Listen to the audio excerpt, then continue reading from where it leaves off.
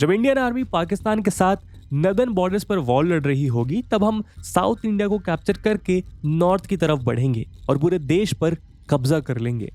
ये statement popular front of India या PFI नामक टेरर आउटफिट के एक आतंकी ने इंडिया के सुप्रीम कोर्ट में अपने बयान में कहा।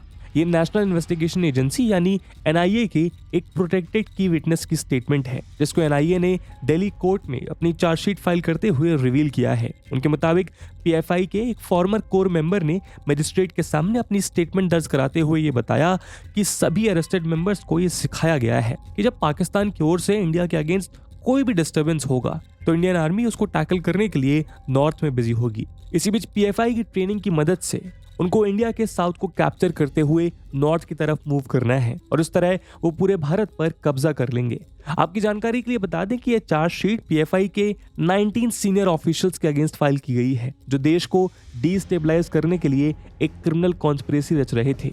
चार्जशीट के मुताबिक पीएफआई एक हाईली मोटिवेटेड, ट्रेंड और सीक्रेटिव एलीट फोर्स का निर्माण कर रही है। इसकी मदद से वो 2047 तक इंडिया में इस्लामिक रूल को स्टैब्लिश कर अपना violent long term objective fulfil करना चाहते हैं और इंडिया के अगेंस्ट इनकी ये खतरनाक वेल क्राफ्टेड क्रिमिनल कॉन्स्पिरेसी एक सोशियो पॉलिटिकल मूवमेंट के डिस्गाइज में हो रही है। इंडियन एक्सप्रेस की रिपोर्ट के मुताबिक एनआईए ने last year 39 PFI related sites को रेड किया और वहीं से उन्होंने इन 19 लोगों को अरेस्ट किया। इसमें पीएफआई के 12 national executive council members, founding members और सीनियर ऑफिशियल शामिल हैं। इन्वेस्टिगेटिंग ऑफिसर के मुताबिक इन प्रोटेक्टेड विटनेस के थ्रू असेसमेंट ने यह बात प्रूव की है कि पीएफआई इंडिया की डेमोक्रेटिकली इलेक्टेड गवर्नमेंट को आर्म्ड रिवोल्ट के थ्रू हटाकर यहाँ एक इस्लामिक खलीफत स्टैब्लिश करना चाहता है। पीएफआई इसके लिए सीक्रेटली लोगों को रिक्रूट करके उनको ट्रेन कर रहा है और साथ ही साथ इसके लिए दूसरे देशों की मदद से आर्म्स एंड एम्युनिशंस ऑर्गेनाइज कर रहा है। इस सब के थ्रू वो एक ऐसी आर्मी को खड़ा करना चाहते हैं जो इंडिया की सेंट्रल गवर्नमेंट के अगेंस्ट एक फुल फ्लेज्ड वॉर वेज करने के लिए तैयार हो।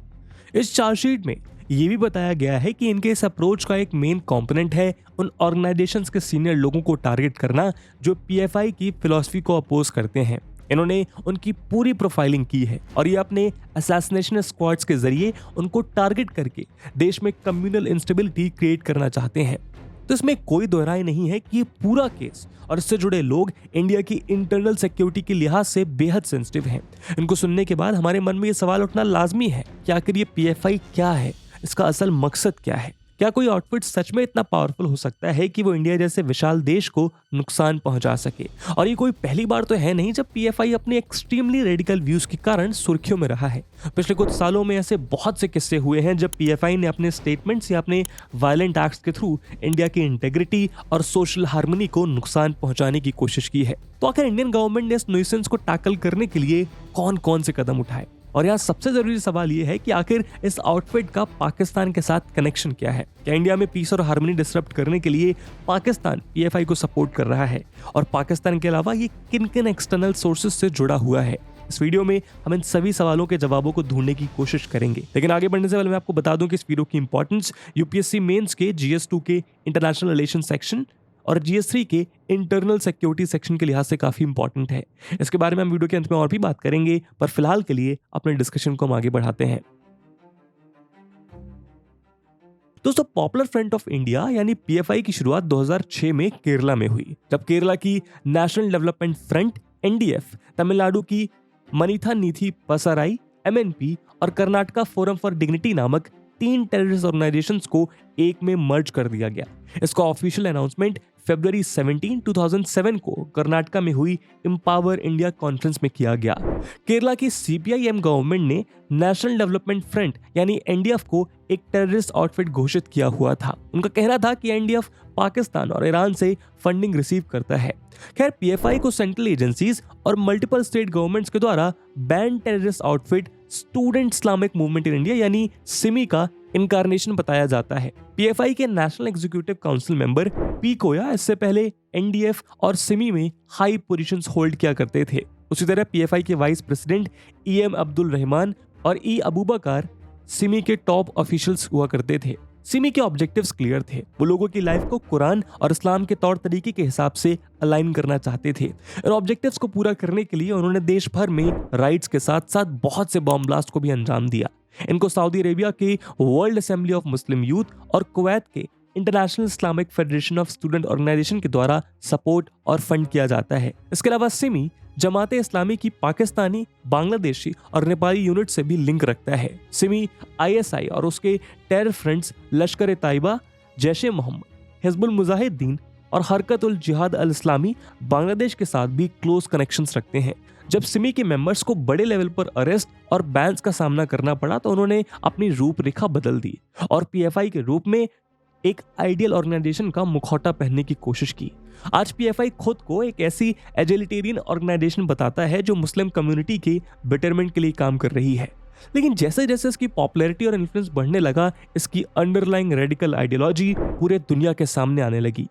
2017 में इंडिया टुडे ने स्टिंग ऑपरेशन कंडक्ट किया, जिसमें पीएफआई के फाउंडिंग मेंबर और माउथपीस गल्फ तेजाज के मैनेजिंग एडिटर अहमद शरीफ ने कॉन्फ्रेंस किया कि पीएफआई का हिडन एजेंडा यही है कि वो इंडिया को एक इस्लामिक स्टेट में बदलना चाहता है। इसीलिए वो मासेस का ब्रेन वॉश करने और मेन स्ट्रीम और हवाला चैनल से इलीगल फंड्स अरेंज करने के लिए काम कर रहा है।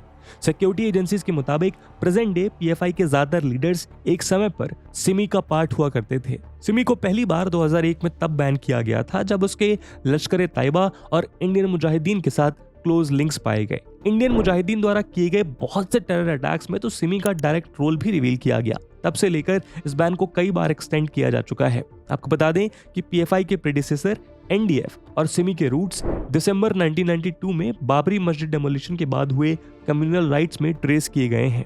जिस तरह इसके प्रेडिसेसर का जन्म देश की कम्युनल फॉल्ट लाइंस को एक्सप्लॉइट करने के लिए हुआ, उसी तरह पीएफआई अपने सपोर्टर्स को अट्रैक्ट करने के लिए इस्लाम को एक व्हीकल के रूप में यूज करता है।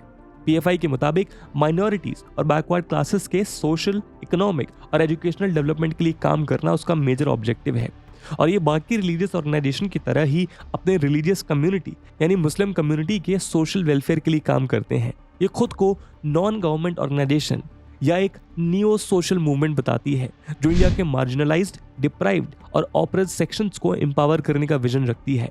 माइनॉरिटीज के फ्रीडम, जस्टिस और सिक्योरिटी को सेफगार्ड करने के नाते PFI societies registration act of 1860 के तहत दिल्ली में रजिस्टर्ड है। पीएफआई के मुताबिक उसकी फंडिंग मोस्टली उसके मेंबर्स की चैरिटी से आती है। असल में इस्लाम के मुताबिक हर मुस्लिम को पॉवर्टी एलिवेशन के लिए ज़ाकत यानी चैरिटी पे करनी चाहिए, लेकिन पीएफआई अपने मेंबर्स को रिक्वेस्ट करता है कि वो अपनी 1% इनकम पीएफआई चैरिटी फंड्स में डोनेट करे। इसके अलावा उसको मिडिल ईस्ट से भी हैवी डोनेशंस रिसीव होती हैं। हालांकि इसका सबसे strong base and influence Kerala में है, लेकिन समय के साथ इसने अपनी प्रेजेंस को पूरे देश में एक्सपैंड किया है। एनआईए के मुताबिक करंटली ये 5 लाख की मेंबरशिप के साथ इंडिया के 23 स्टेट्स में अपने ऑफिसेज रन करती है और उसके हेडक्वार्टर्स दिल्ली में मौजूद है। जब पीएफआई बनी तो उसके तीनों प्रेडिसीसर आउटफिट्स ने अपने ऑपरेशंस को साउथ इंडिया में मर्ज किया, किंतु देखते ही देखते पीएफआई गोवा के सिटीजन्स फोरम, वेस्ट बंगाल के नागरिक अधिकार सुरक्षा समिति, राजस्थान के community social and educational society या मणिपुर के लिलोंग सोशल फोरम्स जैसे आउटफिट्स के साथ मर्ज होते होते देश के नॉर्थ, वेस्ट, ईस्ट और नॉर्थ ईस्टर्न पार्ट्स में मौजूद लगभग सभी स्टेट्स में फैल गया। आज ये अपनी women's wing, national women's front NWF, student wing, campus front of India CFI और political arm social democratic party of India SDPI के साथ एक स्ट्रॉन्ग ऑर्गेनाइजेशन बेस एंजॉय करती है। इतना ही नहीं, ये अपनी एनजीओ रेहाब इंडिया फाउंडेशन और एक think tank empower India foundation को भी रन करती है। इसकी पॉलिटिकल आर्म एसडीपीआई का फॉर्मेशन 2009 में हुआ। ये क्लेम करती है कि इसका पर्पस फासिज्म के अगेंस्ट एक डेमोक्रेटिक बैटल लड़ना है, किंतु असल में इस पर केरला और कर्नाटका में भयानक राइट्स और रिवेंज किलिंग्स करने के इल्जाम लगे हैं। अब इसकी कॉन्ट्रोवर्शियल हिस्ट्री की बात करें तो इसके आइडियल्स और इसके एक्ट्स जरा भी मेल नहीं खाते हैं, और वो क्यों, आइए देखते हैं। दोस्तों, केरला काफी लंबे समय से इस्लामिक टेररिस्ट का हॉटबेड रहा है। पीएफआई और उसकी एफिलिएट ऑर्गेनाइजेशंस इसके पीछे एक बड़ा कारण बताए जाते हैं। हालांकि पीएफआई के अगेंस्ट नेशन वाइड क्रैकडाउन और उसको बैन करने के प्रोसेस हाल ही में पूरा हुआ, किंतु ये पिछले एक दशक से कम्युनल वायलेंस से लेकर एंटी स्टेट एक्टिविटीज के कारण लगातार सिक्योरिटी और इन्वेस्टिगेटिव एजेंसीज के स्कैनर के अंडर थी। पीएफआई का पहला बड़ा वायलेंट केस 2010 में सामने आया, जुलाई 2010 में पीएफआई मेंबर्स ने केरला के एक प्रोफेसर टीजे जोसेफ को दिन दहाड़े ब्लास्फेमी के लिए उनके राइट पाम को चॉप कर दिया। असल में मिस्टर जोसेफ ने एक क्वेश्चन पेपर सेट किया जिसमें प्रॉफिट मोहम्मद का रेफरेंस दिया गया था, किंतु अटैकर्स के मुताबिक वो क्वेश्चन प्रॉफिट मोहम्मद के लिए इंसल्टिंग साबित हो रहा था। 2015 में इस केस में पीएफआई के 13 वर्कर्स को कन्विक्ट किया गया, जिसमें से 10 इस केस में डायरेक्टली इन्वॉल्व थे। खैर, इसके बाद 2012 में केरला गवर्नमेंट ने इंडिपेंडेंस डे पर स्टेट के अलग अलग डिस्ट्रिक्ट्स में पीएफआई की फ्रीडम परेड्स पर बैन लगा दिया। इसके रिस्पॉन्स में केरला के फॉर्मर सीएम ओमेन चंडी की गवर्नमेंट ने कोर्ट में काउंटर एफिडेविट सबमिट किया, जिसमें उन्होंने ये पॉइंट आउट किया कि भले ही पीएफआई का स्टेटेड ऑब्जेक्टिव ह्यूमन राइट्स की सेफ्टी और माइनॉरिटीज का प्रोटेक्शन है, किंतु ये इस्लाम को डिफेंड करने का हवाला देते हुए फुल टाइम क्रिमिनल एक्टिविटीज में एंगेज्ड है। 2014 में फाइल किए गए एक दूसरे एफिडेविट में केरला गवर्नमेंट ने नोट किया कि पीएफआई कन्वर्जन और कम्युनल इश्यूज को बढ़ाकर इस्लामाइजेशन का एजेंडा रन कर रहा है। उन्होंने बताया कि पीएफआई के activist 27 communally motivated murder cases, 86 attempt to murder cases और 106 रजिस्टर्ड कम्युनल केसेस में इन्वॉल्व पाए हैं। इसके बाद 2016 में एनआईए के स्पेशल कोर्ट ने पीएफआई और एसडीपीआई के 21 एक्टिविस्ट को यूएपीए और आईपीसी के अलग अलग सेक्शन के तहत इम्प्रिजन किया। ये लोग 2013 में केरला के कन्नूर में आर्म्स ट्रेनिंग कैंप चला रहे थे। यहाँ ये ट्रेनीज को एक्सप्लोजिव्स और वेपन्स के यूज के लिए तैयार कर रहे थे। इसके अलावा पीएफआई के बहुत से indoctrinated members Islamic terror outfit Islamic state join करने के लिए यहाँ से मिडिल ईस्ट जाते हैं। अब से कुछ समय पहले कन्नूर से लगभग 40 to 50 इंडिविजुअल्स ने अपनी फैमिलीज के साथ सीरिया जाकर आईएसआईएस ज्वाइन किया। ये सब के सब इन्वेस्टिगेशन के टाइम पर पीएफआई के एक्टिविस्ट पाए गए। कन्नूर मॉड्यूल में की फिगर था शाहजहां कैंडी, जिसने 2 बार अपनी वाइफ और 2 चिल्ड्रन के साथ सीरिया जाने की कोशिश की, किंतु उसको दोनों बार वापस इंडिया में डिपोर्ट कर दिया गया। शाहजहां ने एनआईए को बताया कि उसने इंडिया में इस्लामिक शरिया लॉ इंप्लीमेंट करने के लिए आईएसआईएस ज्वाइन किया। ये पीएफआई के साथ 2006 से जुड़ा हुआ था, जब इस आउटफिट को एनडीएफ कहा जाता था। उसके मुताबिक पीएफआई के डिविजनल प्रेसिडेंट मोहम्मद शमीर ने उसका ब्रेन वॉश करके उसको आईएसआईएस ज्वाइन करने के लिए मजबूर किया। जब आईएसआईएस के अबू बकर बगदादी ने खलीफत स्टैब्लिश किया, तब शमीर में शाहजहां को वहां जाकर जिहाद लॉन्च करने के लिए पुश किया। इसके अलावा 2012 में पीएफआई के द्वारा एक और फेक कैंपेन अनलीश किया गया। इसमें पीएफआई पाकिस्तान के साथ मिलकर एक फेक एसएमएस कैंपेन रन कर रहा था, जिसके तहत असम राइट्स के अगेंस्ट आवाज उठाने के लिए नॉर्थ ईस्ट इंडियंस को साउथ इंडिया जाने के लिए प्रवोक किया जा रहा था। इन हॉस्टाइल मैसेजेस ने लोगों के बीच पैनिक क्रिएट किया, जिसकी वजह से देश के इस हिस्से में राइट्स जैसी कंडीशंस क्रिएट हो गई।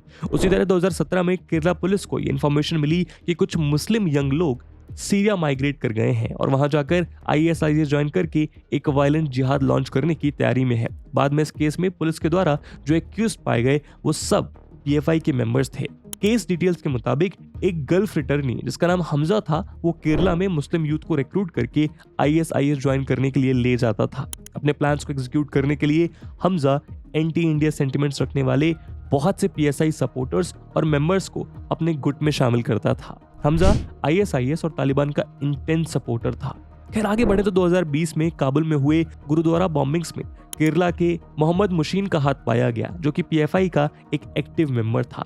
इस अटैक में 25 माइनॉरिटी सिख्स को अपनी जान देनी पड़ी। इसी साल 2020 में केरला बेस्ड जर्नलिस्ट सिद्दीकी कप्पन और कुछ पीएफआई और सीएफआई मेंबर्स को यूपी पुलिस ने मथुरा में अरेस्ट किया। पुलिस का कहना था कि हाथरस में हुए इन फेमस गैंगरेप केस के बाद ये लोग उस रीजन की कम्युनल हार्मनी को डिस्टर्ब करने जा रहे थे। इतना ही नहीं, हाल ही में पीएफआई का नाम एंटी-सीएए राइट्स में भी सामने आया। इन राइट्स में 59 लोग मारे गए और 200 से ज्यादा जख्मी हुए। ईडी ने पीएफआई और उसके NGO rehab India foundation RIF के अगेंस्ट मनी लॉन्ड्रिंग प्रोब की रिपोर्ट होम मिनिस्ट्री को सबमिट की। इसमें यह पाया गया कि ये ऑर्गेनाइजेशन ने अलग अलग स्टेट्स में एंटी-सीएए प्रोटेस्ट फंड किए। ईडी ने इन्वेस्टिगेशन में पाया कि इन राइट्स के आसपास पीएफआई के अकाउंट में 120.5 करोड़ रुपीस क्रेडिट किए गए और मनी के विड्रॉल में और एंटी सीए डेमोन्स्ट्रेशंस में उनको क्लियर लिंकेजेस देखने को मिले। रिपोर्ट में आगे ये भी बताया गया कि लगभग रुपीस 1.65 करोड़ पीएफआई के कश्मीर चैप्टर को भी दिए गए थे। ईडी के द्वारा 2021 में फाइल की गई चार्जशीट में ये सामने आया कि सीएफआई लीडर केर ऑफ शरीफ गल्फ में मौजूद पीएफआई मेंबर्स के साथ मिलकर बिजनेस ट्रांजैक्शंस के हवाले से ये फंड्स ट्रांसफर करते थे और ये फंड्स केवल एंटी-सीए प्रोटेस्ट के लिए नहीं, बल्कि फरवरी 2020 में हुए दिल्ली राइट्स और हाथरस विजिट के लिए भी यूज किए गए थे। और तो और लास्ट ईयर पीएफआई की student body campus front of India CFI 2022 के हिजाब रोक केस में इन्वॉल्व पाई गई। इसके अलावा मार्च 2022 में जब कर्नाटका हाई कोर्ट ने ये रूल किया कि हिजाब पहनना एक एसेंशियल रिलीजियस प्रैक्टिस नहीं है, साथ ही कोर्ट ने स्टेट गवर्नमेंट के ऑर्डर को अपहेल्ड करते हुए एजुकेशनल इंस्टीट्यूशंस में यूनिफॉर्म को फॉलो करने पर जोर दिया, तो पीएफआई ने इस वर्डिक्ट को डिसअपॉइंटिंग और शॉकिंग करार दिया और इस डिसीजन के अगेंस्ट मैसिव प्रोटेस्ट को इंस्टिगेट किया। इस इशू के चलते शिवामोगा में इंटेंस राइट्स देखने को मिले, जहां पीएफआई की डायरेक्ट इन्वॉल्वमेंट पाई गई। तो दोस्तों, अभी हमने देखा कि कैसे पीएफआई ने समय समय पर देश के कोने कोने में अपने रेडिकल एक्शंस को अंजाम दिया है, किंतु यहाँ सबसे चिंता की बात यह है कि पीएफआई अपनी प्रीडिसेसर सिमी की तरह ग्लोबल टेरर ऑर्गेनाइजेशंस और इंडिया के साथ हॉस्टाइल रिलेशंस मेंटेन करने वाले देशों के साथ एक बड़े लेवल पर एफिलिएशन एंजॉय कर रहा है। फॉर एग्जांपल, पिछले कुछ सालों में पीएफआई और टर्की के बीच स्ट्रॉन्ग लिंक्स देखने को मिले हैं। 2016 में टर्की में हुए कू अटेम्प्ट के बाद पीएफआई ने एर्दोगान की पोजीशन को एंडोर्स किया। इसके रिस्पॉन्स में टर्किश गवर्नमेंट ने पीएफआई को उनके स्टेट रन एनाडोल न्यूज एजेंसी पर एक सोशल ग्रुप के रूप में प्रमोट किया, जिसके मेंबर को इंडियन पुलिस के द्वारा अब्यूज किया जाता है। एक नॉर्डिक मॉनिटर इन्वेस्टिगेशन के तहत PFI officials Turkish NGO foundation for human rights and freedoms and humanitarian relief के साथ लिंक्स मेंटेन कर रहे हैं। आईएचएच वो ऑर्गेनाइजेशन है जो टर्की स्पाई एजेंसी एमआईटी के साथ मिलकर सीरिया और लीबिया में मौजूद टेरर नेटवर्क्स को आर्म्स एंड एमिनेशंस प्रोवाइड कराती है। इसको अलकायदा लिंक्ड टर्किश चैरिटी भी कहा जाता है। आईएचएच का एक एम्प्लॉय इब्राहिम सेन एक टर्किश अलकायदा सेल रन करता है और चैरिटी के नाम पर सीरिया में मौजूद टेररिस्ट को सप्लाईज प्रोवाइड कराता है। इब्राहिम सेन को कुछ समय पहले पाकिस्तान में डिटेन किया गया, फिर उसको 2005 तक ग्वाटानामो बे में रखा गया, जिसके बाद यूएस ऑफिशियल्स ने उसको टर्की को हैंडओवर कर दिया।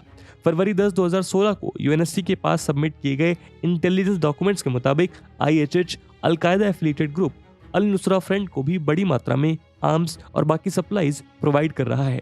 अपने टेरर लिंक्स के कारण आईएचएच को जर्मनी और इजराइल में बैन किया जा चुका है।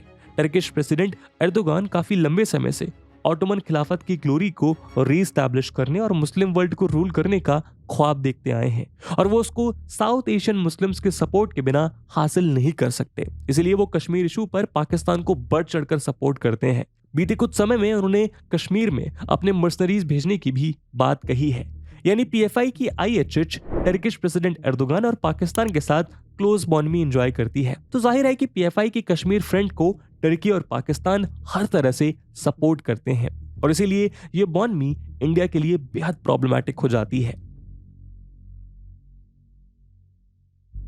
तो दोस्तों, अब इन सभी केसेस को सुनने के बाद सबसे बड़ा सवाल यह है कि क्या हमारी सरकार ने इतनी खूंखार ऑर्गेनाइजेशन के अगेंस्ट कोई सॉलिड स्टेप नहीं लिया? तो ऐसा नहीं है। 28 सितंबर 2022 को इंडियन होम मिनिस्ट्री ने unlawful activities prevention act UAPA 1967 के तहत पीएफआई और उसकी 8 एफिलिएट ऑर्गेनाइजेशंस को 5 साल के लिए आउटलॉ कर दिया। ये बैन पूरे देश भर में पीएफआई के ऑफिसर्स पर हुई रेड्स के बाद लागू किया गया। पीएफआई को एक अनलॉफुल एसोसिएशन घोषित कर दिया गया। गेजेटेड नोटिफिकेशन के मुताबिक पीएफआई और इसके एसोसिएट्स ऐसी अनलॉफुल एक्टिविटीज में एंगेज थे जो इंडिया की इंटेग्रिटी, सोवर्निटी, सिक्योरिटी और साथ ही साथ पब्लिक पीस और कम्युनल हार्मनी को थ्रेटन कर रही थी। जाहिर है कि पीएफआई को बैन करने का सबसे बड़ा कारण यह था कि ये इस्लामिस्ट ऑर्गेनाइजेशन बहुत से इंटरनेशनल टेरर आउटफिट से डीप लिंकेजेस शेयर करती है। होम मिनिस्ट्री के मुताबिक आईएसआईएस के साथ पीएफआई एक्टिविस्ट ने इस्लामिक स्टेट ऑफ इराक और सीरिया को ज्वाइन कर वहां बहुत से टेरर एक्टिविटीज को अंजाम दिया। उसी तरह पीएफआई के बहुत से मेंबर्स इंडिया में बहुत इंटेंस टेरर एक्टिविटीज में दोषी पाए गए। तो कुल मिलाकर देश भर में rights, illegal financial transactions, global terror organisations के साथ इसकी प्रॉक्सिमिटी और एंटी इंडिया सेंटिमेंट रखने के कारण फिलहाल पीएफआई को बैन कर दिया गया है। लेकिन यहाँ बड़ा सवाल ये उठता है कि क्या ये बैन उस डेंजरस आइडियोलॉजी को एंड कर सकता है जो पीएफआई, एनडीएफ या सिमी जैसी न जाने कितनी खूंखार ऑर्गेनाइजेशंस को खड़ा कर सकता है? क्या ये उन इंडिविजुअल्स को न्यूट्रलाइज कर सकता है जिनको न जाने कितने सालों से इन ऑर्गेनाइजेशंस के द्वारा ब्रेन वॉश किया गया है? सिमी 1977 में अलीगढ़ उत्तर प्रदेश में बनी और पीएफआई 2007 में बेंगलुरु कर्नाटका में। इनके बीच 30 साल का लंबा गैप रहा, लेकिन इनके मेंबर्स, इनकी आइडियोलॉजी और इनके रेडिकल थॉट्स में शायद ही कोई डिफरेंस हो। हाँ, इतना जरूर है कि तेजी से बदलते समय के साथ दुनिया में जो बदलाव हुए उनकी परछाई इन पर भी पड़ी और ये भी दुनिया की तरह और ज्यादा रैपिड, हाईटेक और सोफिस्टिकेटेड होते गए। किंतु रेडिकलिज्म का जो असल परपेट्रेटर है वो अभी भी एकदम इंटैक्ट है। इसीलिए ऐसी ऑर्गेनाइजेशन से लड़ने के लिए इस रियल परपेट्रेटर से लड़ना बेहद जरूरी है। और इसी उम्मीद के साथ दोस्तों आज की वीडियो को हम यहीं विराम देते हैं। और जैसे मैंने वीडियो के पहले भाग में बताया कि इस वीडियो की इंपॉर्टेंस यूपीएससी मेंस के लिहाज से काफ़ी ज़्यादा है और उसी इंपॉर्टेंस को देखते हुए एक सवाल हम आपके लिए छोड़कर जा रहे हैं जिसको आपको कमेंट सेक्शन में आंसर करना है। The question is PFI along with its extraterritorial linkages has been posing a grave threat to territorial integrity and security of India. Discuss. And with this question my friends, that's it for the video. I hope आपको video पसंद आई होगी और अगर पसंद आई है तो अपने दोस्तों के साथ शेयर करना मत भूलिएगा। हम मिलते हैं अगले वीडियो में, तब तक के लिए जय हिंद, जय भारत।